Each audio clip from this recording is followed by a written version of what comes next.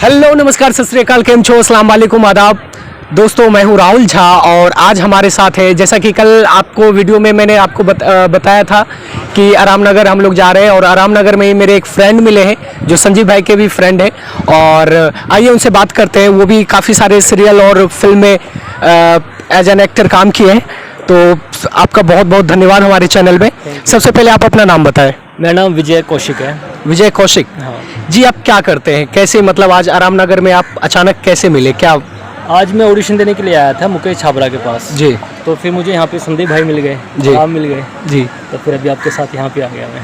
तो मुझे एक स्ट्रगलर जो होता है उसके बारे में बताएं कि उसे क्या करना चाहिए, कैसे आना चाहिए, कहाँ ऑडिशन होते हैं। मतलब जो पहली बार मुंबई आते हैं जिनको कुछ नहीं पता होता है कि कहाँ ऑडिशन देना है, किसी को डायरेक्टर बनना होता है, किसी को एक्टर बनना होता है। तो आपने काफ़ी सारे सीरियल और फिल्मों में काम किया है तो आपको पता होगा स्ट्रगलिंग लाइफ क्या होती है। तो आप उन लोग के लिए को कुछ बताना चाहेंगे?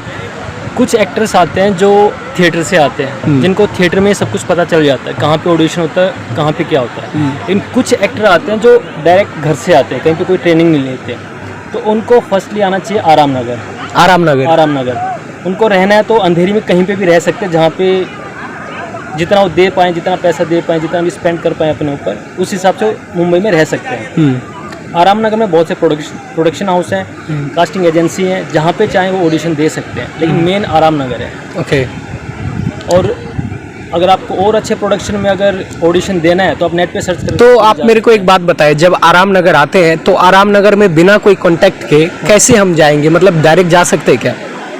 डायरेक्ट तो ऑडिशन होना भी बहुत मुश्किल है। अच्छा। फर्स्टली तो यहाँ पे रेफरेंस होती है, चाहे आप कास्टिंग डायरेक्टर के थ्रू आओ या फिर आप डायरेक्ट प्रोडक्शन हाउस में आते हो, तो वहाँ पे आप पूछ लो कि किसी मूवी या सीरियल के लिए ऑडिशन चल रहा है या नहीं चल रहा। अगर चल रहा है तो कहीं ना कहीं आपका ऑडिशन ले लेंगे। अगर नहीं चल रहा तो आप कास्टिंग डायरेक्टर से मिलिए, आप उनसे अपना नंबर शेयर कर सकते हैं और फिर आप जब भी ऑडिशन होगा वो आपको बुला लेंगे। क्या होता है, सबसे एक बात आपने सही कहा कि रेफरेंस होना चाहिए, क्योंकि जब स्टार्टिंग में मैं भी मुंबई आया था तो पहली बार जब मैं जाता था एज काम ढूंढने के लिए, तो कहीं भी जो गेट कीपर होते थे वो अंदर जाने का अलाउ नहीं करते थे। अगर मतलब कोई डायरेक्टर अंदर बैठे भी हैं तो उनसे मिलने के लिए भी बोलो तो बोलते हैं कि मतलब अभी डायरेक्टर नहीं है, ये नहीं है। ये सब मतलब क्या होता है, क्यों होता है ऐसा? इसलिए होता है क्योंकि एक्टर बहुत ज़्यादा है। ओके। अगर कोई एक प्रोडक्शन हाउस सबका ऑडिशन लेगा तो एक दिन में बहुत इम्पॉसिबल है। तो हर सीरियल के लिए, हर मूवी के लिए, अलग अलग कैरेक्टर के लिए कास्टिंग होती है। तो इस हिसाब से अगर आपका लुक फिट आ रहा है तो आपको अलाउड कर देंगे ऑडिशन के लिए। अगर लुक आपका अच्छा है लेकिन आपकी रेफरेंस नहीं है तो फिर भी शायद थोड़ा मुश्किल होगा कि आपको ऑडिशन देने के लिए अलाउ करें। मेनली होता है लुक। ओके। अगर आपका लुक है तो आप ऑडिशन इजीली दे सकते हैं। तो मुकेश छाबड़ा जी का जो ऑफिस है आराम नगर में, उनमें क्या कास्टिंग कैसे होता है? उसमें मतलब नॉर्मल जो स्ट्रगल होते हैं, न्यू कमर होते हैं, उनको इजीली कास्टिंग हो जाता है? कोई भी जाके आराम से अपना ऑडिशन दे सकता है। और ऑडिशन में वहाँ पे कोई डायलॉग नहीं लेते। सबसे पहले वहाँ पे आपका इंट्रोडक्शन लेते हैं, जिसमें आपको नाम, एज, हाइट, नाम, नंबर सब बताना होता है। वहाँ पे मेन यही होता है। फिर अगर आपका लुक फिट बैठा तो नेक्स्ट टाइम आपको कॉल करते हैं, उसके बाद आपको फिर स्क्रिप्ट देते हैं किसी भी मूवी के लिए। तो जैसे आराम नगर में ये मुकेश छाबड़ा जी के ऑफिस से काफ़ी सारे आर्टिस्ट निकले, एक्टर निकले, बड़े बड़े एक्टर निकले। सुशांत सिंह राजपूत भी शायद उन्हीं का प्रोडक्ट कह सकते हैं हम लोग। हाँ। तो जो सुशांत सिंह राजपूत और मुकेश छाबड़ा, जो कि सुशांत सिंह, यहाँ पे लोग काफ़ी सारे बात बोल रहे हैं कि नेपोटिज्म है, तो सुशांत भी तो बाहर से आया था। सुशांत सिंह राजपूत जब बाहर से आए, उन्होंने भी कास्टिंग में ऑडिशन दिया होगा चीज़ें, और वो यहाँ तक पहुँच गए। तो हम नेपोटिज्म पे जो आजकल बात हो रही है, तो कैसे हम कह सकते हैं कि बाहरी को चांस नहीं मिलता है, सिर्फ स्टार किड ही मतलब काम कर रहे हैं, ये कैसे कह सकते हैं? फर्स्ट ऑफ ऑल जो सुशांत सिंह राजपूत था, उसने IIT के अंदर ऑल इंडिया उसकी 7th रैंक थे। बहुत इंटेलिजेंट लड़का था। जी जी। उसको वहाँ तक जाना ही था। और मूवीज से पहले उसने सीरियल किया था पवित्र बंधन, उसमें उसका लीड कैरेक्टर था। बहुत फेमस हो गया था वहाँ से। उसके बाद उसको मूवी मिली थी काय पोचे, जिसमें मुकेश छाबड़ा ने उसको कास्ट किया था। तो मुकेश छाबड़ा ने उसको डायरेक्ट कास्ट नहीं किया, पहले उसको फेम मिल चुका था टीवी से। ओके। हाँ, और वो यहाँ तक इसलिए पहुँचा क्योंकि इंटेलिजेंट था, उसका लक लगा सकते हो। अगर वो इस फील्ड में नहीं आता तो IIT में कहीं ना कहीं वो टॉप का इंडिया में इंजीनियर, साइंटिस्ट कुछ ना। तो हम सिर्फ सुशांत की बात क्यों करें, आप राजकुमार राव को ले ले। हाँ। ठीक है, और भी आयुष्मान खुराना है, विकी कौशल है, ये सभी तो बाहर के ही हैं। ये प्रॉपर ट्रेनिंग लेके आते हैं इंस्टीट्यूट से। शायद राजकुमार राव ने भी कहीं से लिए, मुझे ध्यान नहीं है, लेकिन ये प्रॉपर ट्रेनिंग लेके आते हैं। उनका जैसे अभी राजकुमार राव तो शायद वहाँ से पुणे के वहाँ से कुछ लिया उसने, हाँ क्लासेस लिए हैं। तो सबका ग्रुप होता है, जैसे अपना NSD से कोई आता है तो उनका ग्रुप होता है। जैसे आप मेरे सीनियर हो, मैं आपका जूनियर हो, तो आप मुझे जरूर गाइड करोगे। ऐसे ग्रुप में भी जैसे आप डायरेक्टर बन गए कल को, तो मुझे कहीं ना कहीं कास्ट कर लोगे, तो ग्रुपिज्म भी बहुत ज़्यादा होता है। लेकिन कहीं ना कहीं आप बोल सकते हो कि जो लक होता है ना, वो मेन फैक्टर वही है। मेन फैक्टर वही है, चाहे स्टार किड का बेटा हो या किसी का भी बेटा हो। अगर आप कहेंगे कि स्टार किड ही काम कर रहे हैं तो ठीक है, स्टार किड काम करते हैं, लेकिन आप बड़े बड़े स्टार के आप उनके बेटे को ले लीजिए तो हर कोई सफल नहीं हो पाता है ना, बिल्कुल। जितना अमिताभ बच्चन जी सक्सेस हुए उतना अभिषेक बच्चन उतना नाम नहीं कमा पाए। और भी लेकिन बहुत सारे आर्टिस्ट ऐसे भी है जिनके बेटे भी उनके जनरेशन भी मतलब काफ़ी नाम कमाए। जैसे आप धर्मेंद्र को ले लीजिए तो सनी देओल, बॉबी देओल भी काफ़ी नाम कमाए हैं।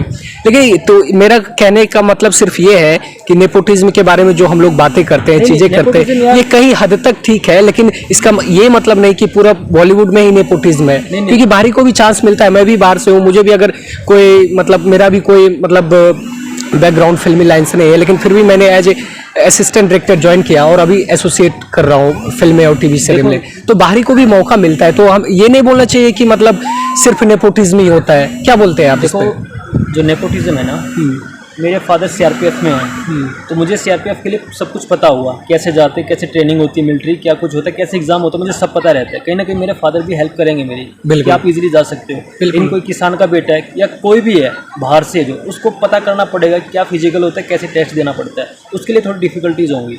सेम यहाँ पे है, अगर मेरा बाप डायरेक्टर है तो मुझे फर्स्ट चांस क्यों नहीं देगा? वो देगा। बिल्कुल जाहिर सी बात है। नेपोटिज्म नहीं बोल सकते, उसको बोल सकते हो कि उस लड़के का लक था जो उसके फादर डायरेक्टर है, ठीक है। और जो नीचे से उठ के आते हैं, मान लो मैं एक्टर बनना चाहता हूँ, आप डायरेक्टर बनना चाहते हो, हमें चांस मिलेगा, छोटा नहीं बड़ा कोई ना कोई चांस मिलेगा। लेकिन हमारे पास सिर्फ एक हमारे पास जो सबसे गलत चीज़ ये होती है कि हमें एक चांस या 2 3 4 चांस मिलेंगे, उसके बाद हमें कोई देखेगा नहीं फिर, कि हमें अपने आप को 1 2 3 चांस में प्रूफ करना पड़ेगा। बिल्कुल। उनके पास ये बेनिफिट्स होते हैं। अगर मैं डायरेक्टर का बेटा हूँ तो मैं एक मूवी करूँगा, फ्लॉप, दूसरी फ्लॉप, तीसरी फ्लॉप, लेकिन 4-5 साल के गैप के बाद मैं फिर वहीं उसी स्टेज पे लॉन्च ईजिली हो सकता हूँ। ये बेनिफिट होता है, ये बेनिफिट होता है। और जो लोकल फैमिली से आते हैं या जिनका बैकग्राउंड इतना स्ट्रॉन्ग नहीं होता, उनके पास तो स्ट्रगल करने के लिए यहाँ पे पैसे भी नहीं होते, तो 3-4 साल अगर वो वेट करेंगे तो उनकी तो लाइफ ही निकल जाएगी, फिर कैसे स्ट्रगल करेंगे वो? तो उनके लिए 1 2 3 ही चांस होते हैं बस, उसके बाद तो अपना मूव करना होता है आगे। और सबसे ज़रूरी बात है कि अगर आप इस फील्ड में आते हो या कोई किसी और फील्ड में जाते हो, स्पोर्ट्स में जाते हो, कहीं भी, फर्स्ट ऑफ ऑल आप अपनी स्टडी कंप्लीट कीजिए, ठीक है, उसके बाद ही आप इस फील्ड में आइए। क्योंकि अगर यहाँ पे काम नहीं होता है तो कहीं आप और कूद नहीं सकते, बहुत मुश्किल है। सुशांत सिंह राजपूत IIT टॉपर, पढ़ा लिखा लड़का है। राजकुमार राव भी पढ़ा लिखा है। अपना ये बहुत से एक्टर जो आज के टाइम में सब बहुत पढ़े लिखे हैं। मैं खुद इंजीनियर हूँ, इलेक्ट्रिकल इंजीनियर, मैंने BTech की, क्योंकि मुझे पता है यहाँ पे कुछ गारंटी नहीं है, लेकिन मैं यहाँ पे अपना बेस्ट ट्राई करूँगा। तो कहीं ना कहीं हमें अपना बैकअप लेके चलना पड़ता है। नेपोटिज्म नहीं है यार, वो हर जगह है। फिर आप हर जगह है, वो हर जगह, हर फील्ड में नेपोटिज्म कह सकते हैं। फिर वो हर जगह है। जी जी, बहुत बहुत धन्यवाद भाई। Thank you. और मिलते हैं फिर नेक्स्ट वीडियो में नेक्स्ट टॉपिक के साथ। तब तक के लिए धन्यवाद। ये थे हमारे विजय कौशिक भाई जी, और अभी ये जो कैमरा शूट कर रहे हैं हम लोग का वो है संजीव भाई। तब तक के लिए धन्यवाद। Love you guys, bye bye.